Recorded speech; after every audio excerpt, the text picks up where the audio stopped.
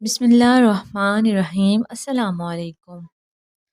نسو ایک عورت نما مرد تھا، باریک آواز اور بغیر داڑھی کے تھا، اور اپنی ظاہری صورت سے فائدہ اٹھاتے ہوئے زنانہ حمام میں عورتوں کا مساج کرتا اور میل اتارتا تھا۔ کوئی بھی اس کی حقیقت نہیں پہچان سکا، سبھی اس کو عورت سمجھتے تھے۔ یہ طریقہ اس کے لیے ذریعہ معاش بھی تھا اور عورتوں کے جسم سے لذت بھی لیتا رہا۔ کئی بار ضمیر کے ملامت کرنے پر اس نے اس کام سے توبہ بھی کی، لیکن ہمیشہ توبہ توڑ دیتا۔ ایک دن بادشاہ کی بیٹی نسو کے حمام آئی اور مساج کرانے کے بعد پتہ چلا کہ اس کا ایک قیمتی ہیرا کھو گیا ہے۔ بادشاہ کی بیٹی نے حکم دیا کہ سب کی تلاشی لی جائے۔ سب کی تلاشی لی گئی لیکن ہیرا نہیں ملا۔ نسو رسوائی کے ڈر سے ایک جگہ چھپ گیا کہ کہیں میری تلاشی لی گئی تو میرا راز فاش ہو جائے گا۔ جب اس نے دیکھا کہ شہزادی کی کنیزیں مجھے ڈھونڈ رہی ہیں تو سچے دل سے اللہ تعالیٰ کو پکارا اور اللہ تعالیٰ کی بارگاہ میں دل سے توبہ کی اور وعدہ کیا کہ اے اللہ رب العزت، میں آئندہ کبھی بھی یہ کام نہیں کروں گا، بس آج میری لاج رکھ لے۔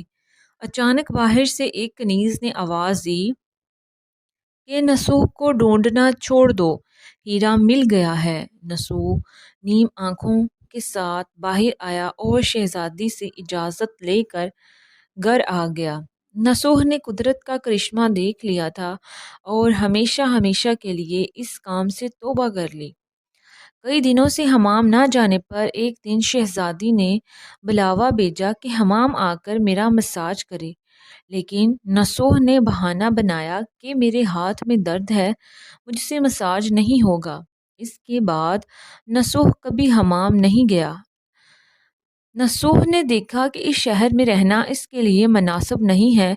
سبھی عورتیں اس کو چاہتی ہیں اور اس کے ہاتھ سے مساج کرانا پسند کرتے ہیں۔ جتنا بھی غلط طریقے سے کمایا تھا سب غریبوں میں بانٹ دیا اور شہر سے نکل کر کئی کلومیٹر دور ایک پہاڑی پر ڈیرا ڈال کر اللہ تعالیٰ کی عبادت میں مشغول ہو گیا۔ ایک دن اس کی نظر ایک بھینس پر پڑی جو اس کے قریب گھاس چر رہی تھی۔ اس نے سوچا کہ یہ کسی چراوے سے بچھڑ گئی ہے، جب تک اس کا مالک نہ آئے تب تک میں اس کی دیکھ بھال کر لیتا ہوں، لہٰذا اس کی دیکھ بھال کرنے لگا۔ کچھ دن بعد بھینس نے بچہ دیا اور نسو اس کا دودھ استعمال کرنے لگا۔ عرصہ بعد ایک تجارتی قافلہ راستہ بھول کر ادھر آ گیا۔ سارا قافلہ پیاس کی شدت سے نڈال تھا۔ انہوں نے نسو سے پانی مانگا۔ نسو نے سب کو بھینس کا دودھ پلایا اور قافلے والوں نے نسو سے شہر جانے کا راستہ پوچھا۔ نسوح نے ان کو آسان اور نزدیکی راستہ دکھایا۔ جانے سے پہلے تاجروں نے نسوح کو بہت سا مال دیا۔ اس نے ان پیسوں سے وہاں کنواں خرید دیا۔ آہستہ آہستہ وہاں لوگ بسنے لگے اور عمارتیں بننے لگی۔ وہاں کے لوگ نسوح کو بڑی عزت سے دیکھتے تھے۔ آہستہ آہستہ اس کا چرچا بادشاہ تک پہنچ گیا۔ وہی بادشاہ جو اس شہزادی کا باپ تھا۔ بادشاہ کے دل میں نسوح سے ملنے کا بڑا اشتیاق پیدا ہوا۔ انہوں نے نسوح کو پیغام بھیجا کہ بادشاہ سے ملنے دربار تشریف لے آئے، لیکن نسوح کو بادشاہ کا پیغام ملا۔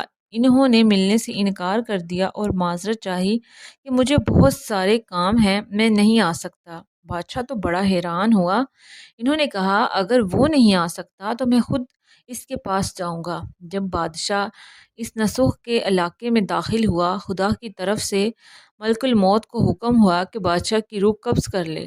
اس زمانے کے رسم و رواج کے مطابق اور بادشاہ کے نسوح کو ملنے کی وجہ سے لوگوں نے نسوح کو تخت پر بٹھایا۔ نسوح نے اپنے ملک میں عدل اور انصاف کا نظام قائم کیا اور اسی شہزادی سے شادی کر لی۔ ایک دن نسوح تخت پر بیٹھ کر لوگوں کی داد ستانی کر رہے تھے۔ ایک شخص حاضر ہوا اور کہنے لگا کچھ سال پہلے میری بھینس کھو گئی تھی، آپ کی عدالت سے اپنی بھینس کا طلبگار ہوں۔ نسوح نے کہا کہ تمہاری بھینس میرے پاس ہے، آج جو کچھ میرے پاس ہے وہ تمہاری بھینس کی وجہ سے ہے۔